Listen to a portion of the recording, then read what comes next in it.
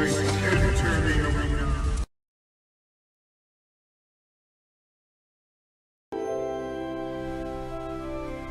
Merry Christmas from Longbox Comics! Merry Christmas from Longbox Comics!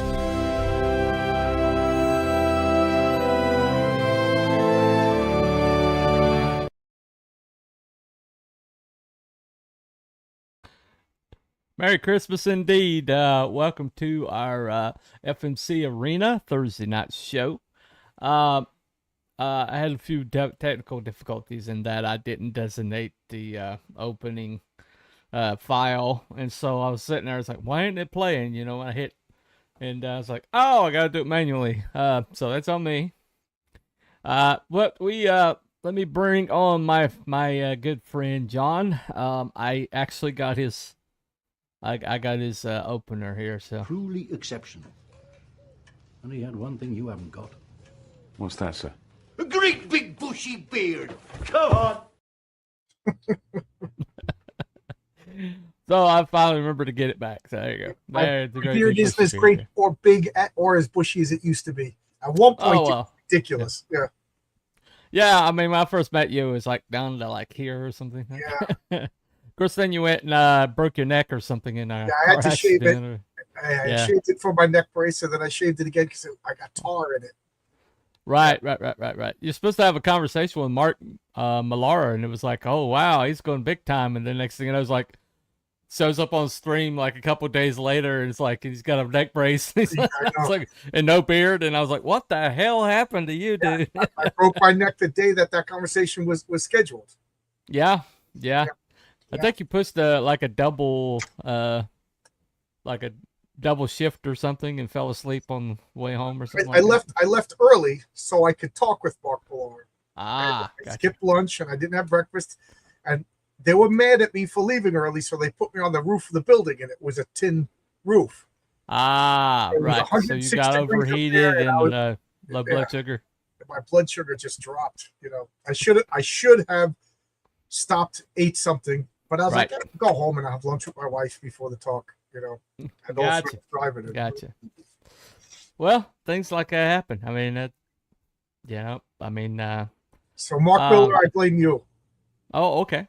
Fair enough. I'll take that upon myself.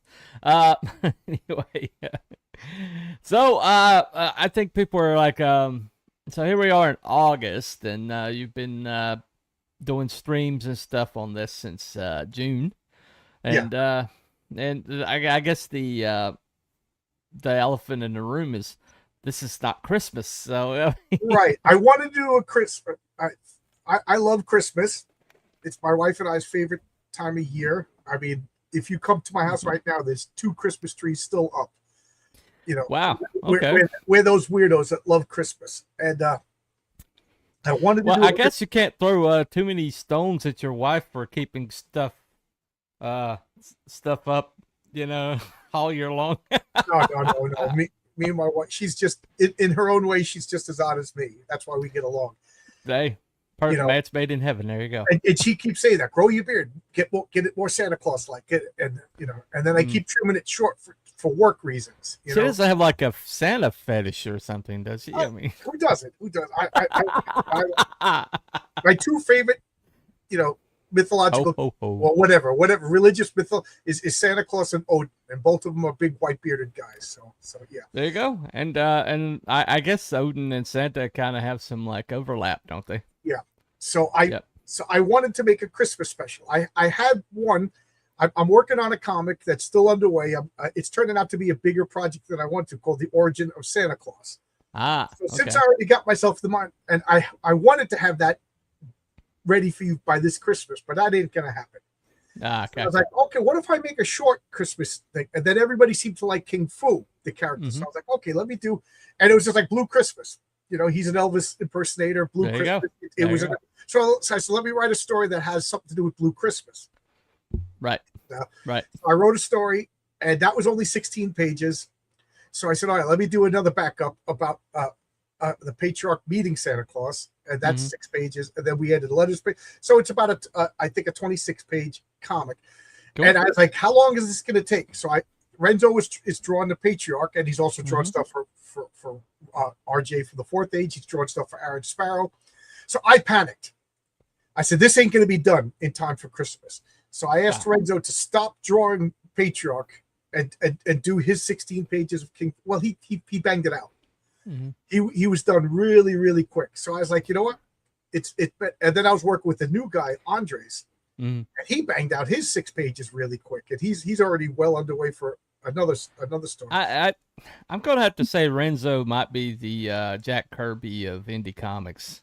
I mean, just the amount of volume of work. Well, there's a guy that you know called Luke Stone. He drew my Sleeper Agent, and he when he was not focused because he's got other jobs and he was drawing for other people. But when he was just like, John, everything is done. I'm gonna work on yours. I was like, okay, no rush.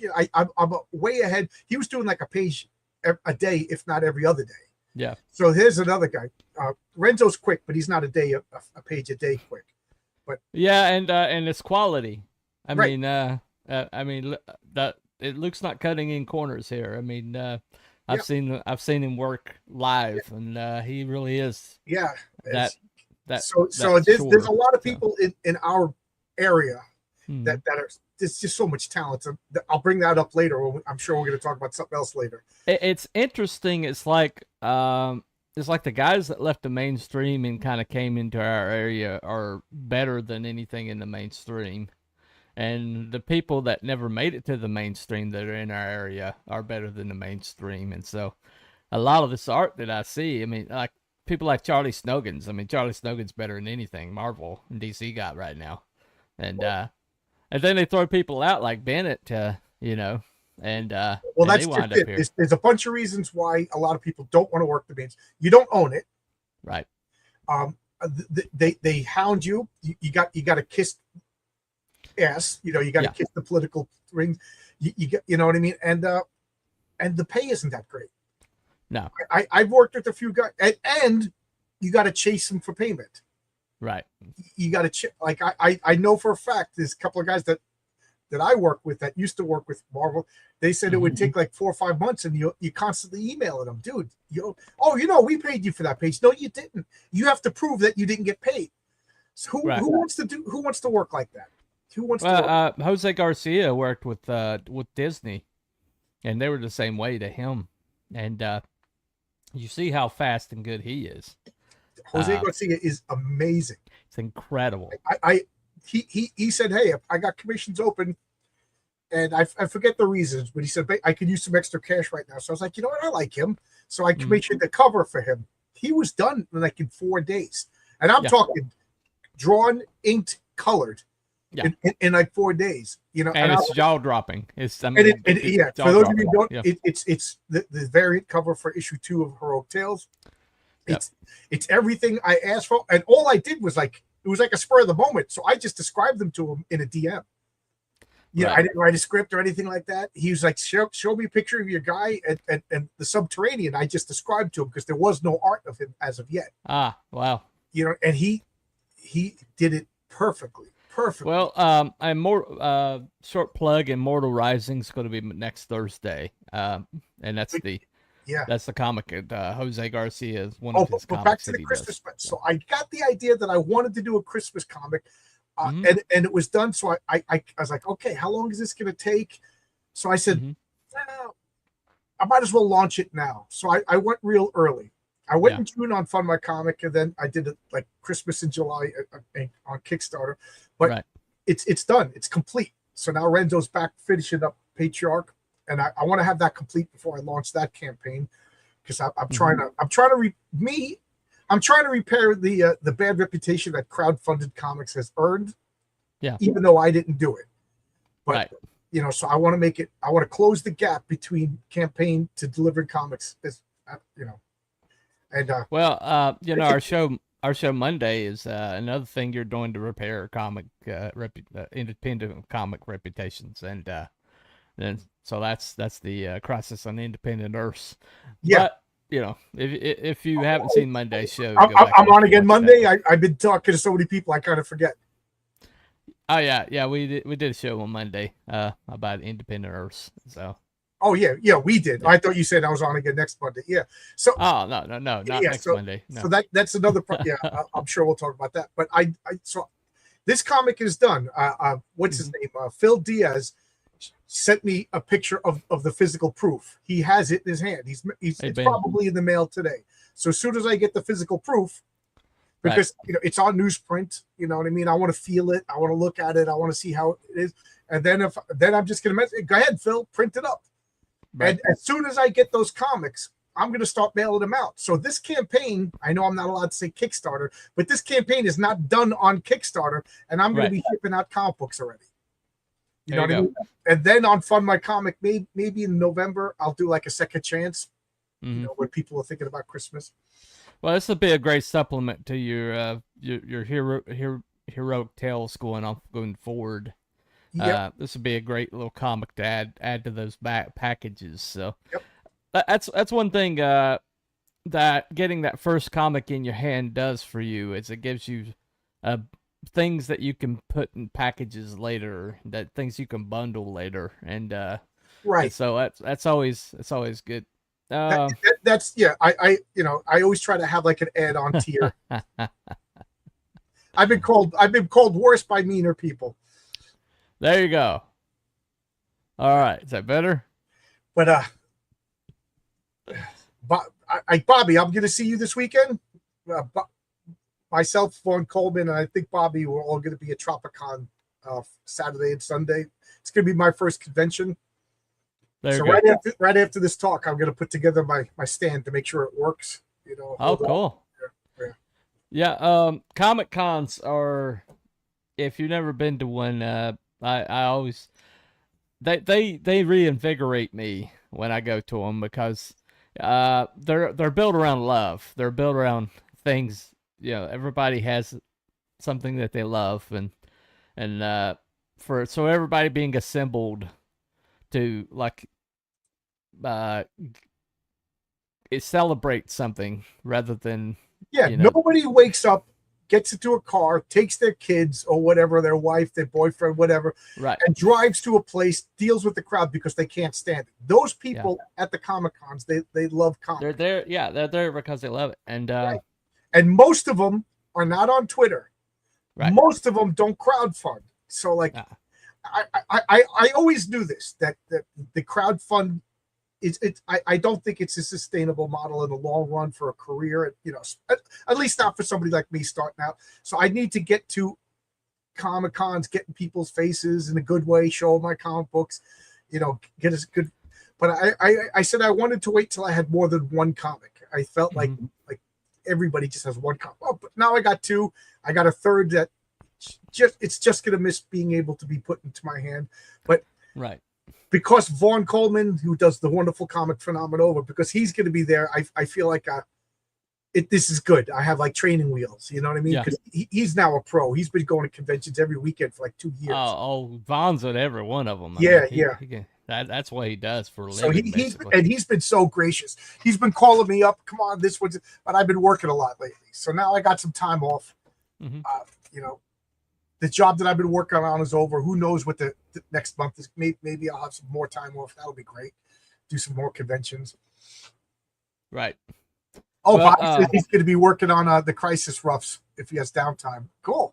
That'll be fun. Cool. Yep. That'll be cool. And for those of you who don't know, that's another project, Crisis on Independent Earths, where we take all of these people in this wonderful sphere, and we're all contributing to make a gigantic comic. But we're all trying to basically lift each other up, rising tide lifts all ships kind of thing. And it's no jealousy zone. Everybody's there for to enjoy the moment, enjoy the experience. Yeah, I got the Crisis on Independent Earths is open to anybody. Even you, and a couple of people I've been hearing from. I wasn't invited. You're invited, dude. There's a million people. I put out a call. I put it on Twitter. I can't call up everybody. You're invited, and as long as you can stop the fighting, write a story within the rules of the story, and submit your work by January 1st. those are the rules. And No worries, man. And if you hate me, that's fine. It's not about that. Give you $20 if we can make a last dad hat with the Crisis logo, literally just for me. Yep. It's funny because there's a print across the street. I think I'm going to go there tomorrow and see if I could get a Crisis on Independent Earth T-shirt made up. You know, maybe go to the convention with that T-shirt on just to start drumming up interest. There you go. There you go. Well, I know you already have the Patriarch shirt, and Yep. do you have the King Fu hoodie yet? Oh yeah, I didn't show you right here. This is mine. I got a bunch of them. So this is the front. Yeah. I could never hold it up properly. Okay. This is the front. So the front has the Memphis Fist Fighting Society logo. That's the dojo that King Fu runs. Yeah. Then on the back has his Tennessee Dragon. Look at that. That is so cool. Yeah. Who did your graphic work on that? This is Renzo drew this. Renzo. Renzo drew it. Oscar colored it, and then the company whose name escapes me at the moment made them. And it's not an iron-on. It's not an iron-on. It's I forget what it's called. So this is never going to wash off. Right. You know what I mean? Yeah. It's a fabric sewed on, right? Yeah, it's fabric sewed. I forget, sublimation or something. I forget what they call it. Oh, okay. Yeah. Yeah. It's located here. It's also in the chat if you want to check this out. Yeah. If anybody's interested in the company that made that, message me at johnslongbox@yahoo.com. I feel really bad that I forget the name of the company. Something Apparel. Oh, okay. Yep. This is a good question. Will we be getting King Fu velvet paintings? Oh man, no. But if you on this, you could get original art. There's you could get Renzo on paper, pencil, pencil and pen of your character or you shaking King Fu's hand. It's kind of goofing on that famous Elvis shaking Richard Nixon's hand. $150 tier. Yeah. And that goes right to Renzo. Considering that one. Yeah, that goes right to Renzo plus shipping, taxes, and everything like that. And right. I make nothing on that. That's all Renzo. He's doing all the work, but I just think it's fun. So there's going to be one at least. I'm buying one because I'm going to have the Patriarch, or maybe me shaking King Fu's hand. There you go. There you go. Okay. But you will be getting King Fu pin up by me in this comic. Yep. Okay, so Marcus is doing a King and Fu. You're credited on the front page as the artist of the pinup. Well, see, I'm from the South, so I'm familiar. I kind of like know a lot about Elvis and the fact that Elvis did karate, right? Karate, and that he was known to like throw kicks and punches at most inopportune moments. He did have the jumpsuit and he also had the short cape, and right. so. And his costume was based on Captain Marvel Jr. Right. The legend has it that when he signed with Sun Records, he went into a barbershop with the Captain Marvel Jr. comic book and told the barber, "Make my hair look like this." Mm-hmm. So I was just like, "Oh, Elvis and Captain Marvel Jr. Kung Fu." I was like, "All right." And I think Nixon actually was set up by the CIA. Yeah. Nixon didn't do anything wrong. And this has been confirmed. This is over the years, but Watergate was a complete op. Yeah, they wanted rid of him. They wanted to get rid of him because he hated the communists. Yep, he was the Donald Trump of his day. They hated him. The press hated that man. I think he's quite surprising because he's insanely moderate president policy wise. Yeah, and other presidents have done a million times worse than him. In recent years, I mean. Yeah, let's look at Obama alone. I mean, come on. We wouldn't go to Biden, but or Biden, however you would put it. But the thing that I love about the whole King Fu idea is the fact that before he got fat, Elvis was known to be very athletic. Would play football with the Jordanaires and people like that. And he also, had the martial arts thing. He was heavily into martial arts, And so the idea that a martial artist would be named, have Elvis as an impersonator. I mean, it's kismet. I mean, it's when I saw that idea, I was like, of course. I mean, it just like, why didn't I think of that? Why didn't I freaking think of that? You can't have me on a talk without talking. I play a role playing game called Villains and Vigilantes. I always have, and me and my buddy. I think, but I can't prove. But I think it was the first superhero role playing game, and me and my buddies have been playing it since the early '80s. Yeah, and I made up King Fu. Did it predate GURPS? I don't know. I generic. Yeah, GURPS was pretty cool. I liked GURPS. Yeah. But me and my buddies would play, and I made up King Fu kind of as a joke. You know what I mean? And every once in a while, I would just have King Fu, and then I would act like Elvis, do a bad Elvis impression. Right. But my players loved King Fu so much that they inducted him into their super team. Well, and then we would play, and they'd be like, well, we can't go. King Fu's not here. Yeah. You know what I mean? Like, he's part of the Avengers now. The Avengers can't. Well, I mean, I love he's your world's Shang-Chi. Your master of martial arts. Your world's. Cool. I was like, they love him. So so when I was making the comic books, all my friends, who, they're like, it's King Fu going to be in, and I was like, well, I have a panel where there's going to be a superhero. They're like, oh, make that King Fu. So I put King, and then everybody liked him. So I was like, all right, strike while the iron's hot. Did you also make Public Eye in that? Is that where Public Eye comes from? Did you? Well, Public Eye is my character. So King Fu is a non-player character. A bunch of other characters were my friend's player characters. So I didn't. I got you. And they got mad at me. They're like, how come you didn't put my character? I was like, because it's your character. So now I have permission to put all their characters. But when my friend Jimmy ran the game, I played as the Public Eye. Okay. So that's why I love the Public Eye, because he's my character. You know what I mean? Yeah. I beat him up. And then Jimmy would put him through his paces and everything like that. Right. But like the Patriarch, I made him up for the comic book because I thought he would be a cool flagship character. I wanted a Superman type to be the cornerstone of the universe. Well, I'm going to be very interested to see Captain Atlas also. Yeah, Captain Atlas. I put a little cameo of him in Heroic Tales 2. Oh, cool. But, there's a little box. There's a page with 16 panels of just heads. Now, this is a good idea right here. I like this one. Beat the crap out of Jim Jones. Yeah. Same era. Why not? Well, King Fu got his powers in April 16th, 1996. I know the day of his origin.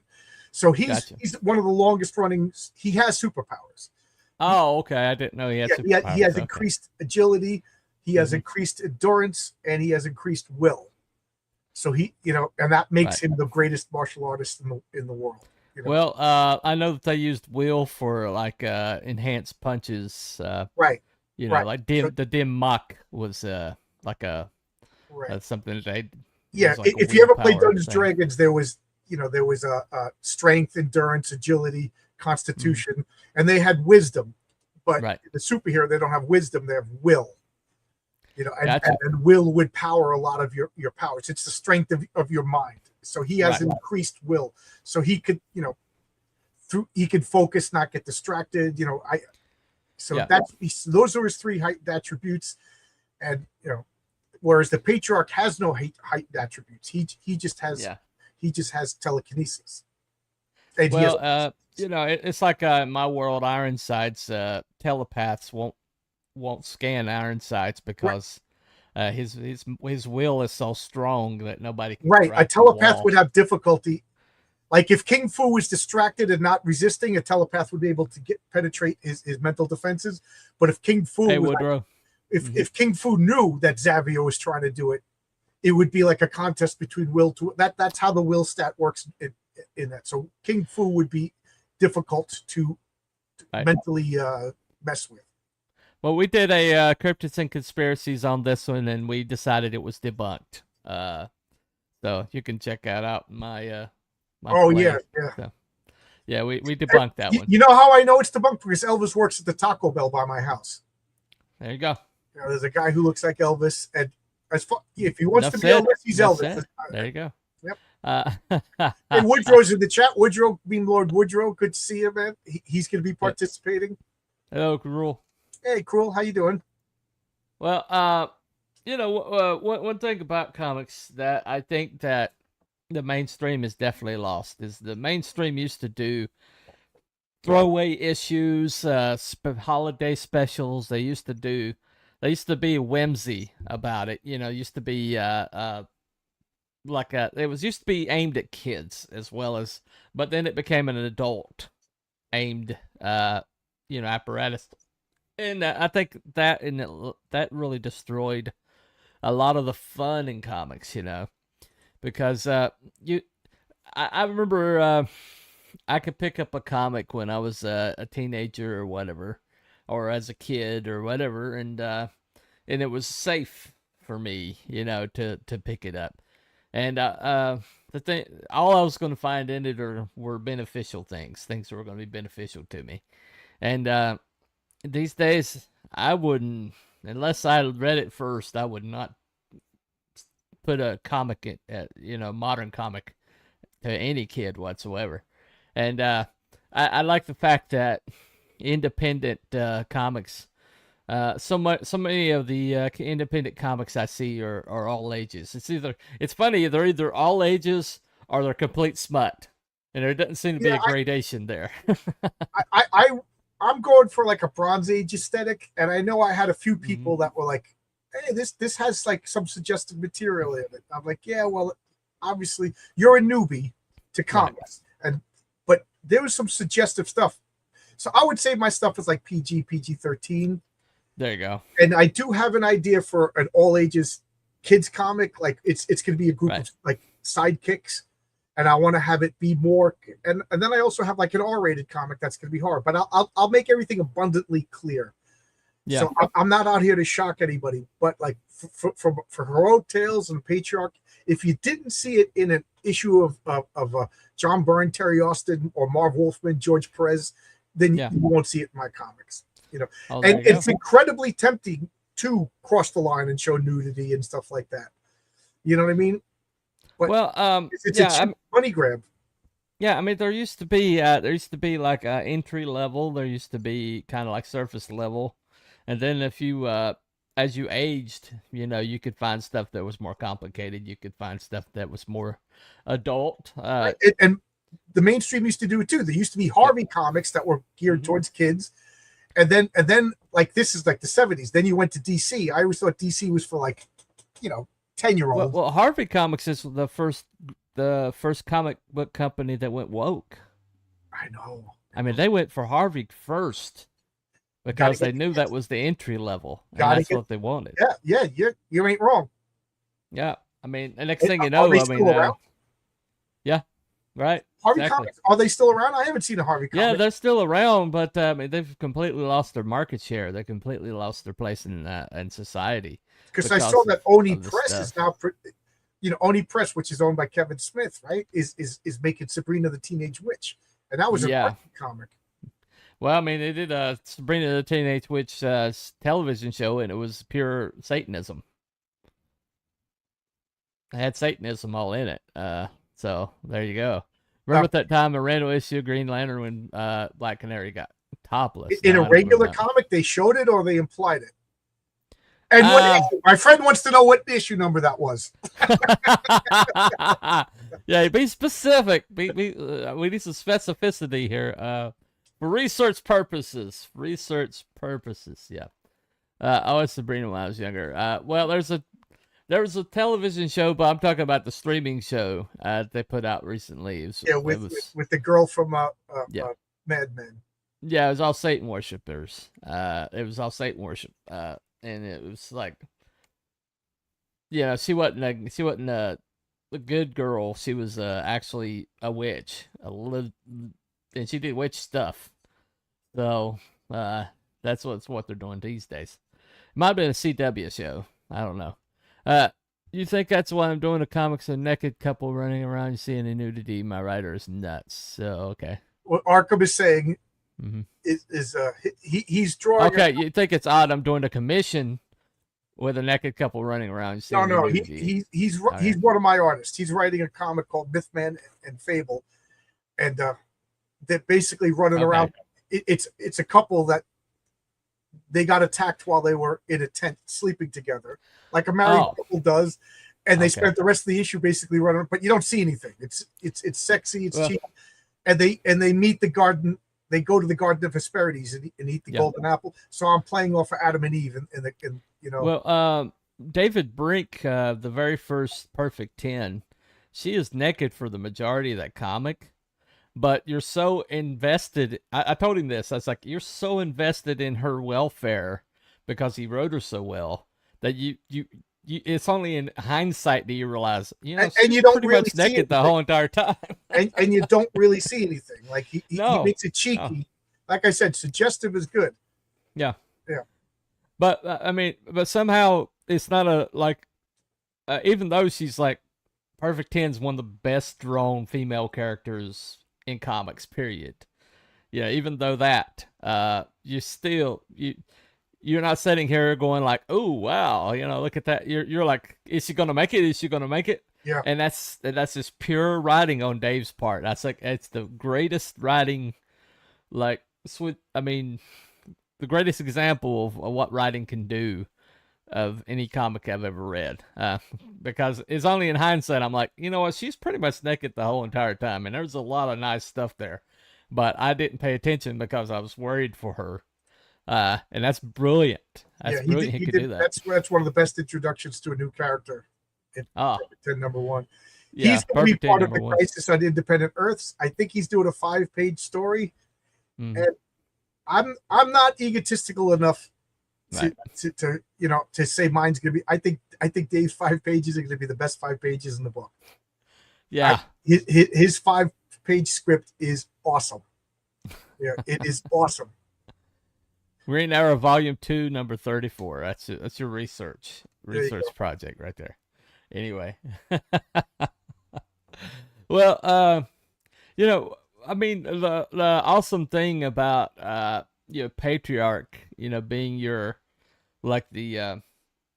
I would say the main pillar of your universe is that the way basically you got a family man at the heart of your universe who his priority is his kids and everything, and so he's not, even though he's got a groupie that would do anything for him. I mean, literally would do anything for him. Follows him, stalks him everywhere. But the thing about, at the end of the day, he goes home to his wife and kids, and I really think if you're going to have a heart of your universe, that's not a bad thing to have at the center of the universe. That's why DC and DC and Marvel, the reason why they were so good is because Marvel had Spider-Man at the heart of it, and then DC had Superman at the heart of it. And it's like, you need that character, that central character that kind of defines your universe in a lot of ways. Yeah, he's inspired by Superman in many ways, and I looked at Kingdom Come. I have a few problems with that comic, but overall I really like the message. I don't believe Superman would just retire because Lois Lane died, but okay, so we got to swallow that to make the story work. Okay, yeah. So Superman goes off and whatever, and because of Daddy has gone away, all the kids, like his metaphor, he's the father of all the superheroes, and he literally is. He's the first superhero, so it works. And then in the comic books, he's the most powerful. He's the father figure. He's the goody. He goes away, and all the kids become brats. And then he comes back and has to show them behave. And I think it's a powerful story. I mean, I know people got problems with Mark Waid, but he is a good writer. And then that's kind of the inspiration. In spurts. He's a good writer in spurts. I also take it back. I haven't read anything new from him, but well, I think Mark Waid is like the little girl with the curl. When he's good, he's very, very good, and when he's bad, he's hard. That's a good way to describe it. So I wanted an homage to Superman. Now, yes, I wear my homages on my sleeve. So saying, "Oh, this guy's a Superman derivative," or "the public eye is a Quested derivative," yes, the Raven is a Batman derivative. We Yeah. all superheroes kind of are. My comic is a love letter to classic superheroes. Well, So- I mean, there's nothing wrong with archetypes. Right. So he's the Superman archetype, but I think I made him different enough. Yeah. And I also wanted him as a response to these woke comics, but I also didn't want a preachy comic. So the Patriarch is a conservative. He's religious. You know, he's a Protestant. His wife is Greek Orthodox. He's got 7 children. But I don't think I made this clear in the 2 comics. The public at large doesn't know he has a family. Right. Right. I've been implying, and I'm starting to realize that maybe I need to imply a little heavier, that something happened, and his family is basically off the grid. So he's also a homesteader. He has his own farm, and he's a homeschooler. Well, I mean, considering the wife is like Right. So all the way down to half of her in body. issue 1 of the Patriarch, you're going to find out more. And then I think issue 2 of the Patriarch, you're going to find out exactly what happened. Okay. And then issue 3, we're going to deal with the older kids. Yeah. They're tired of living like Amish. You know, they're gonna be turning 18 years old, and they want to go in and live with the world. And you know, the Patriarchs. Like, well, I mean, I already wrote. I guess the Amish they like turn them out when they reach a certain So that's age. what And the son's gonna say, Dad, you know, like, are we your prisoners? Like, you know, and the father's gonna be like, there comes a point where you have to let them grow up. To let them go. Yeah. I did my best, you know, but there's also things in the past that he doesn't want the family to know. Right. We'll leave it at that, you know. Well, the fact that he's got like a very like definite weakness and vulnerability, right? That he is basically covering up for is one of the best twists about the character. And this is not me talking out of school. This is in the book. So. Right, it's in the book. He has telekinesis. You're gonna learn a little bit in Patriarch number 1. And I've already not spoiled it, but I told, in my world, there's very few ways to get superpowers. Right. The most common way can't be controlled by anybody. I mean, they could get a jump on it. So when people get superpowers, think about the real world. Yeah. Just imagine that all of a sudden Philip Moskowitz gets superpowers. The government is they want to come in on it. You know what I mean? Could you just kill the president with a thought? Could you do this? Blah blah. So everybody is contacted by like the Men in Black kind of, and you're handled. The Patriarch has a handler. Every superhero has a handler. Right. And you're given an origin. You're also given a costume. You're given medical care. You're given a stipend. You know, so most of the superheroes are full-time superheroes. Well, at present day in my comic universe, there's something called the FERA, which is the Federal Express Regulatory Agency, and so the FERA. So you're gonna meet the Patriarch's handler in Patriarch number 1, and he's been assigned. You're gonna be like a Superman guy. So he before you're gonna see his rookie story. He's using telekinesis like a crazy person, throwing stuff around, and they train him to act like a Superman. Gotcha. Because is that question there? That's for you. Yes, he would be. Yes, he would. He would absolutely. But I'll say this right now. The Paladin is the greatest character class of all time. The Bard is the worst. Mm-hmm. Okay, so Mike Grell's run of Green Arrow has been called right. Oh yeah, Mike Grell's Green Arrow was one of the first direct market comics, and it was a little bit more suggestive than everything. There you go. Which I'm a very mixed feeling about the direct market comics, because they elevated the medium as far as writing. Yeah. But I think they caused the collapse of comic books in general, because now there was less and less comics in the newsstand, and, you know. Well, the commoditization of comics. I saw a good video about how Wizard Magazine destroyed comics. And really, that if you could send me that. I found the yeah, I'll send you that link. And I think they make a good point. Well, they might be right. I loved Wizard Magazine. I bought Wizard Magazine. Yeah.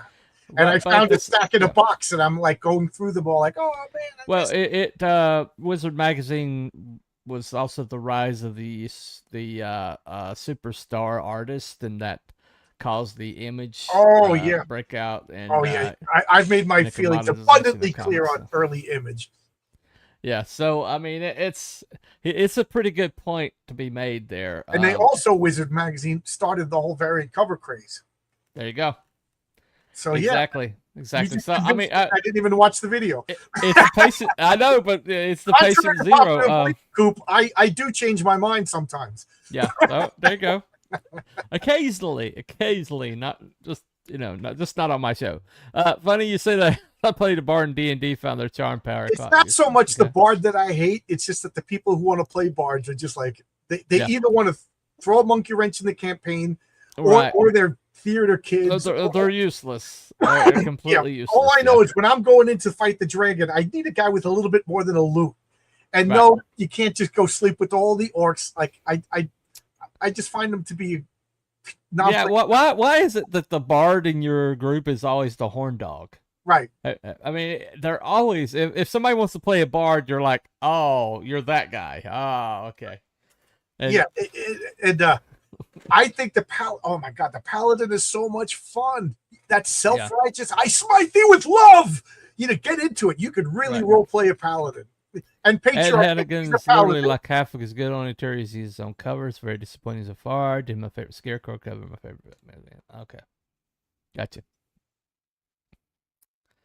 Sorry. Hate the slut bard trope, but I'll do. There you go. Sleep with orcs. So, yeah. It happens. I tell you this, when I'm running my D&D campaign, if you want to play a bard, understand I'm trying to kill you. If you want to play a fighter in a wheelchair, understand not that I'm going to try to kill you. You will die. You will die. That's when you come up against the wizard, and the first thing he does is create a mute spell, and then it's like no sound, and it's like the bard's like, okay, I'm screwed, Since we're talking about role-playing games, one of the things that we're talking about for this Crisis on Independent Earths is a companion book, and I'm in the minority, but Cooper will tell you I'm willing to change my mind about stuff. We developed a role-playing game, that we never used. I still have like the documents for it. Yeah, I've been working on my own role-playing game, but it's not going to be ready in time. But I would like to do a companion. Well, this is it was designed to plug in any character. So I was thinking of maybe. I don't know if we could do it at the same time or maybe do it afterwards. I don't know. It'll depend. But I think that'll be easier. Just every character, we just make a who's who of all the characters and do a companion magazine. If anybody wants to be in a wheelchair in your D&D game, kill them immediately.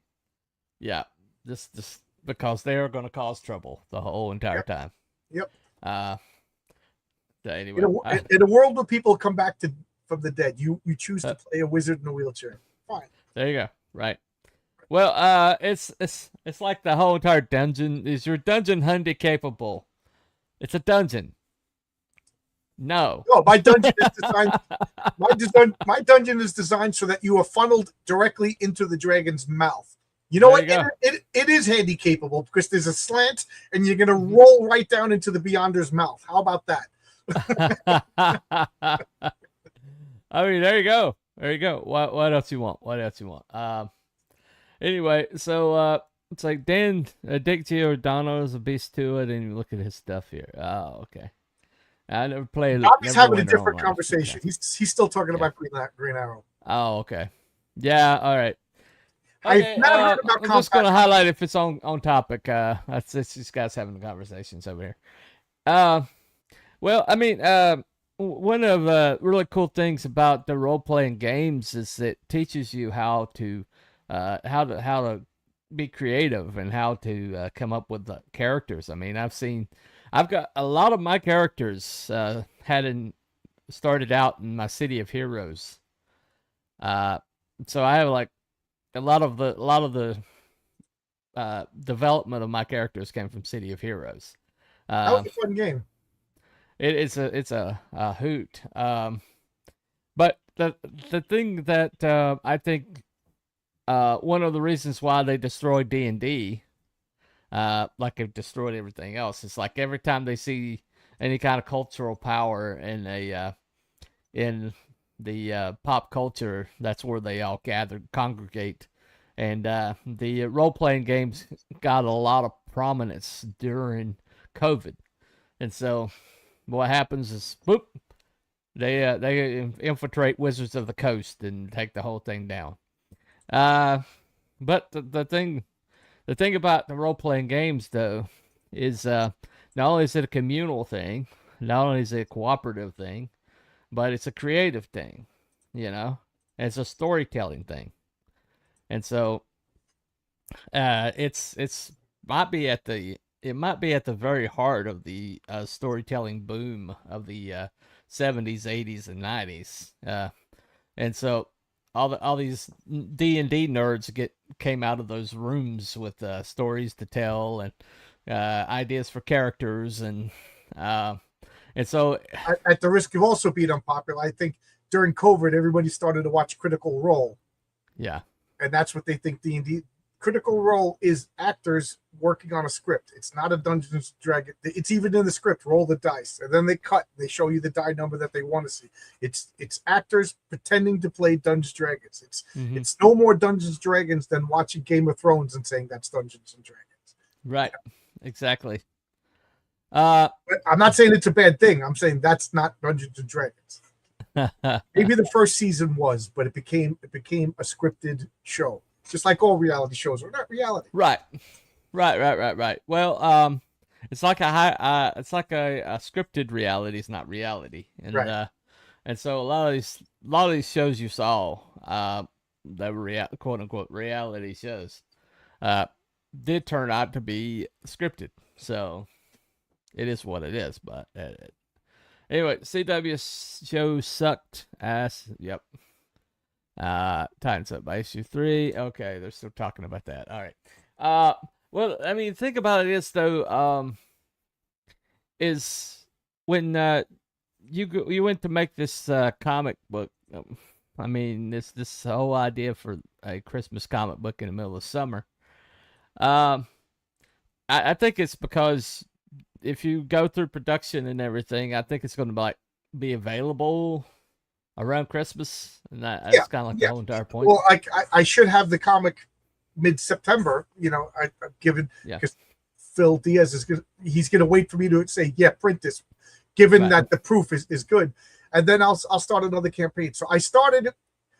I get excited. I start things, and I try to I learned how long it takes to make a comic, and then I challenge myself, how quick can we make a comic?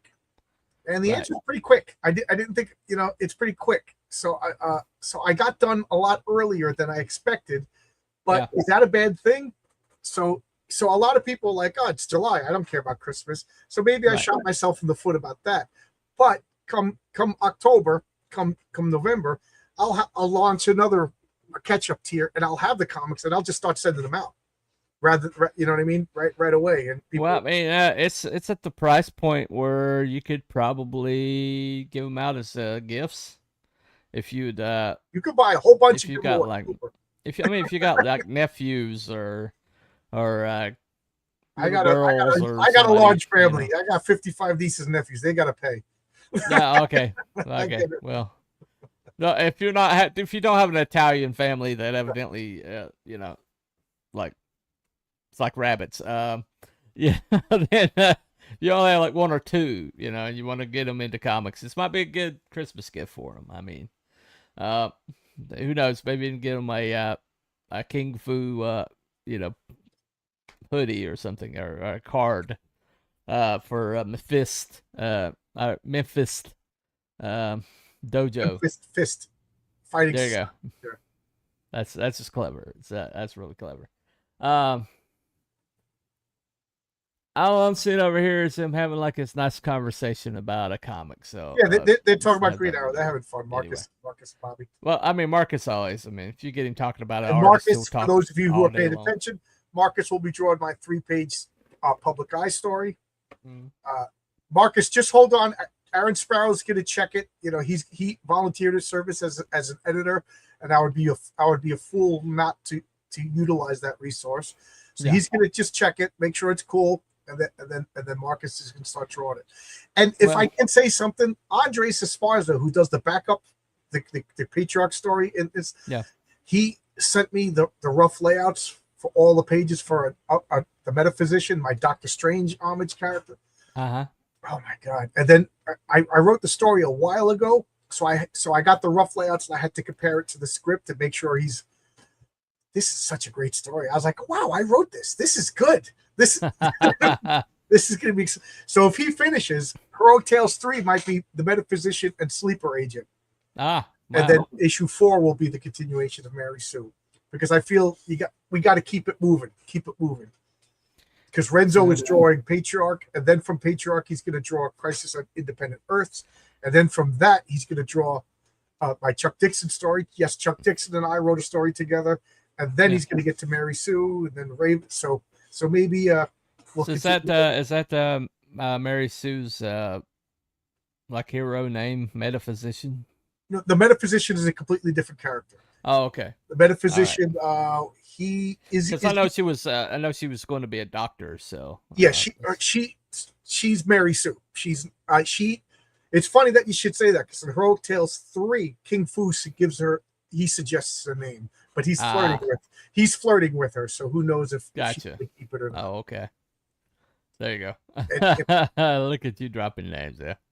Hey, if Chuck Dixon would ever associate with me, I would be dropping that name myself. So there you go. Yep, I'm totally dropping names. I'm dropping. I mean, Mike Barron. I got Mike Barron, but I don't have. Did I mention Joe Bennett's going to be drawing some stuff for the Crisis on Independent Earth, or Josh Howard, or Adam Lawson? Wow. Yeah. Wow. Yeah, I'm dropping names. I'm trying to get people interested. Nobody's interested in my name.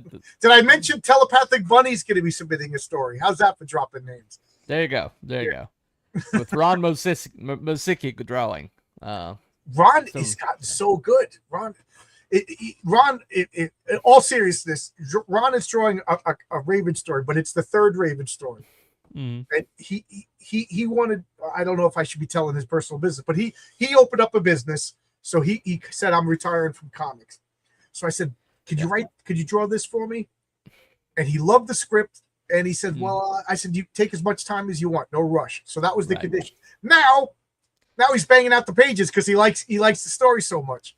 So he was going to just do his stuff from now on, but he made an exception for my entry to I was Crisis, like, because I want all my friends to be in this book. You know, I want this book to be a big sandbox, and we all get in with a shovel. Woodrow's going to be in. Marcus is going to be in. You know, Bobby's going to be in. Cooper's going to be in. Ron's. Thank you, Will. Thank you for your support as always. You know, I Luke is going to be drawing R.J. Williams' story. You know, like I think Luke might be drawing somebody else's story too. Infinite Chronicles story. Yeah. You know, so well, I've got the story in my head. I just needed to figure out a place to, My character, Mr. MacGuffin, I know what you said. You didn't like the old man, like, being given the advice or whatever, but... Yes, but you already have a pre-existing character that acts like, you know what I mean? Right. For those of you who don't understand what I'm talking about, there's 35 people sending me scripts for the story, and literally... And I'm not trying to throw anybody under the bus, but everybody's first draft was a portal opens and let's go. And I said, we can't have 35 of that same story. So I banned a portal opens. Then everybody's next story was, I had a dream that the universe is going to get destroyed. So I banned those stories. And then the third one was, a wise man told me. Now, of course, there's one guy who has a dream, but that makes sense within the context of his story. There's two people who have portals, but I read their comics and they're about portals, so it makes sense. And your comic has a wise man who knows everything. It's you know what? Want to hear something funny? What? I don't. But Phil Diaz, his Lost Pages has all three of those, but it works within the context of his story. Yeah, I know. I've got the first two Lost Pages. Right, so it works. But like if you know what I mean, but So there Yeah, are yeah. So his the hobo, the cosmic hobo. right. So he has a wise guy. There's portals, and there's dreams. So, but it works with. And then, right. I also don't. Well, Galaxy Memorial Park, he put in a 3-page pitch that's so different than everybody else. That if JD's a writer, man. Yeah, if you read his 3 pages and are not like kind of moved, especially if you're a comic book fan or if you're a veteran or friends with veterans. Yeah, you know, I don't want to spoil it. And then there's Dave Brink, who's just like Dave Brink. Yeah, it's from Genuine Comics. People go, which character do you use? And I said, all of them. Yeah, all of them, and it's world hopping. It's freaking monsters. It's nonstop fighting, and you know, because a few people were like, you can't wow anybody in 3 pages. I'm like, have you met Dave Brink? Have you met? Have you met JD Gunter of Galaxy Memorial Park? You know what I mean? Incredible writers. Incredible writers. These guys do it. The guy who's doing Skylights, he might be somebody to ask. Okay, Keith you can invite people too. You know, yeah. And again, everybody's invited. A few people I've heard from back channels that people are like taking it personal that I didn't invite. I didn't invite anybody. Right. I just went outside and shouted out my front door, and other people showed up. So, you know, well, the only people I invited personally were Mike Barron, Chuck Dixon. You know, the big names. You know what I mean? There you go. You know, it's like Mr. McGuffin.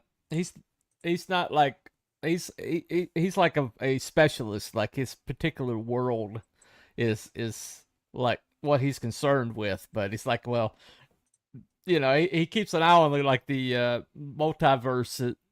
You know, as a general kind of like, you know, just because you know who Mr. McGuffin reminds me of. Did you read Exiles? Yeah, I did. Remember the guy with the Tantalus on him? The guy, you know, that's he or he's almost like a Watcher or something like that. Right. I have an idea. Mr. McGuffin's very much like a Watcher figure. Yeah. I have an idea for like maybe a crossover in the future, but I don't want to say it in public. You know? Okay. Well, no problem. No problem. Well, I mean, his watch. I've been working on it. Like his watch like projects the multiverse, and he starts seeing like things popping out of existence. Right. And he's like, again, I have an idea. we'll talk about this. And Aaron Sparrow's character Doomface is obviously an homage to like Dr. Doom and all of these. Yeah. Doomface is probably going to try to take the whole damn thing over. Probably, yeah. I'd say. If he didn't, would he be Doomface? No, he wants to have Doomface cross over with a couple of people. And originally I didn't want to have crossovers. Right. But it makes sense. So if you have an idea that breaks the rules, and like you kind of have, you know, precedent in your comics. Rules, where we're going, we don't need rules. But you know what I mean? Like, so like at first I was like, Aaron, you can't do that. And then we talked on the phone. And I was like, oh, okay, I see where you're going. That's kind of funny. He has a couple of funny lines in it too. But like, you know, like I said. Well, I mean, we're talking about the guy. Did Aaron create Darkwing Duck, or did he just draw him? No, he didn't create Darkwing Duck, but he wrote the comic for a long time. And I knew he wrote the comic, or I didn't know if he invented him or not. So Doomface so over the top as a name. I love it. Yeah.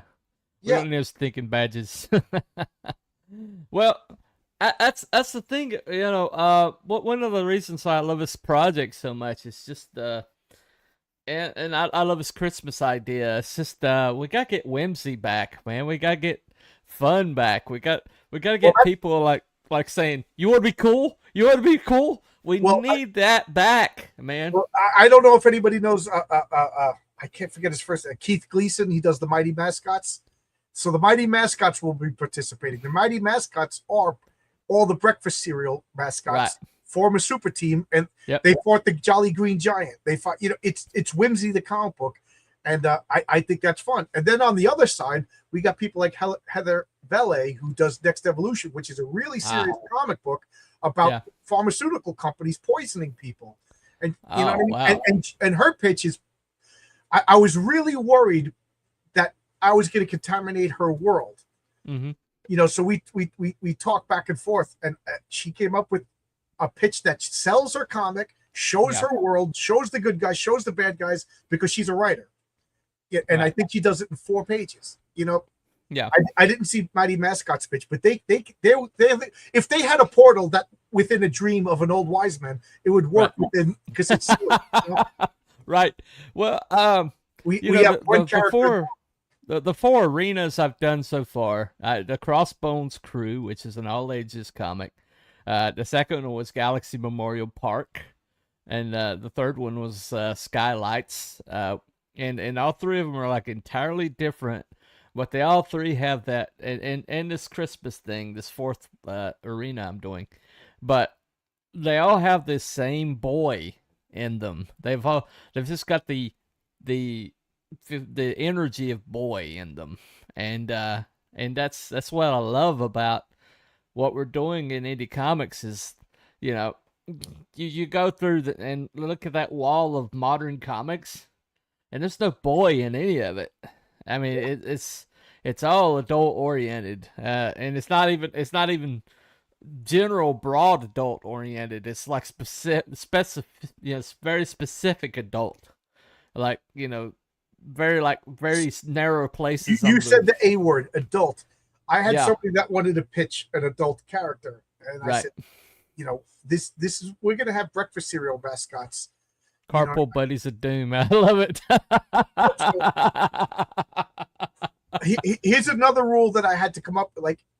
Like I don't care if your comic itself is X-rated or R-rated or graphic violence stuff, but when you turn on a TV and you see the commercial for the movie, they don't show all the boobies and violence and curse words. No. So your 3 pages could lead you to that. That's absolutely fine. But this guy just didn't want to do it. But he's still welcome to contribute. But just keep that stuff over.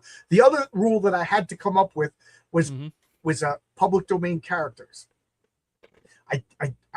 If we don't want any public domain characters, because I'm terrified that we make this book and it's awesome and we have a hardcover book, and then we get a cease and desist letter. Well, public domain characters that if there are some public domain characters that are so different from the source character that there's no way anybody could ever. Right. So I gotta say, one I messaged, because I also put out the call on Facebook, and there's a whole bunch of people on Facebook. I don't really know them. I know the Twitter people really well. And he put out a pitch, and it was all public domain people. And I was like, oh man, I just don't want to do that, because it's not fair to T-Bunny over here, does all the work, and now we have to pulp the book or something like that, or you know what I mean? Or we all get sued because we're all I've got 2 public domain characters, but one of them's like the original Ghost Rider, and when the book that I put him in, Luke was like terrified, so we didn't use Ghost Rider. I had to, I called the story Ghost Story, but but we had to. He was like terrified of that one, even though Ghost Rider, the original, has been in the public domain for decades and decades and decades. Right. So it was abandoned, basically. He's not. So yeah. So I mean, that was So I mean, I get it. So if you got a public domain character, a version of a character that's currently being published actively, you still got to walk that fine line. Yeah. But so somebody really... like my guy Frost, super guy, he's been in public domain for a long, long time, but then he aged him up to 80 something, and so there's no way anybody could look at and say it's the same guy, even if they cared, which they don't. So Charlton Comics is a long time ago. So, but I mean, public domain can be a valuable resource, but you do have to be careful. You do have to pay attention. But like how Disney did the Dynamite when they had a great Lone Ranger series, so Disney made that bad movie. Yeah, well, it is what it is.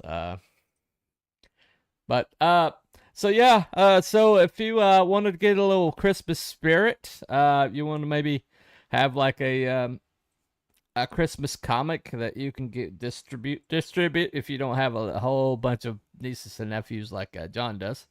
I It's guarantee be a this good comic idea. is totally all ages appropriate. There you My go. other stuff had a little bit of racy stuff. This one is supposed to be, you could give this to anybody.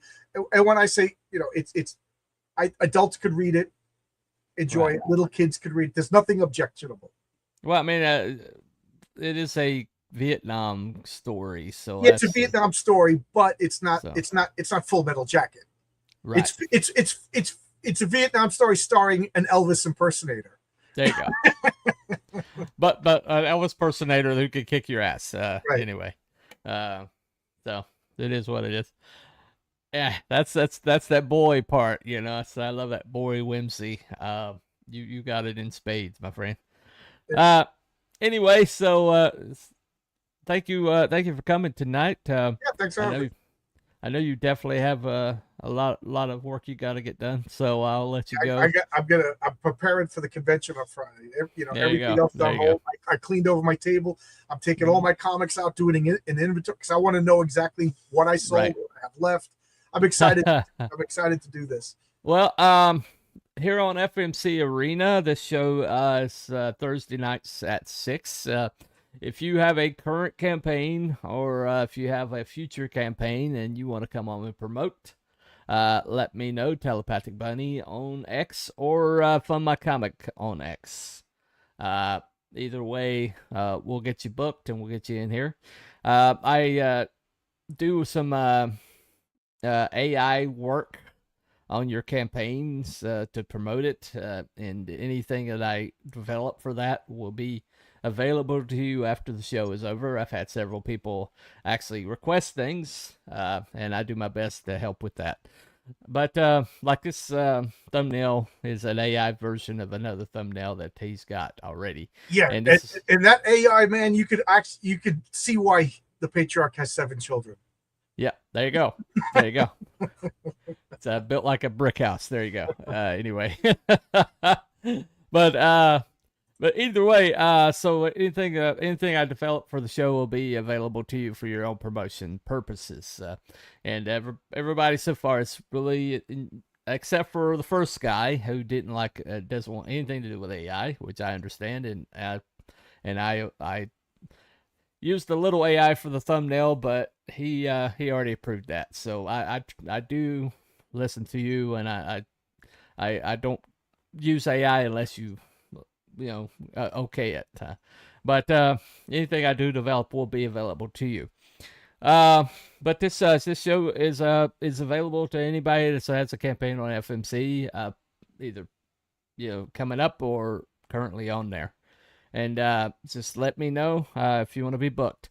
Next Thursday is supposed to be Immortal Rising. Oh, cool. 3.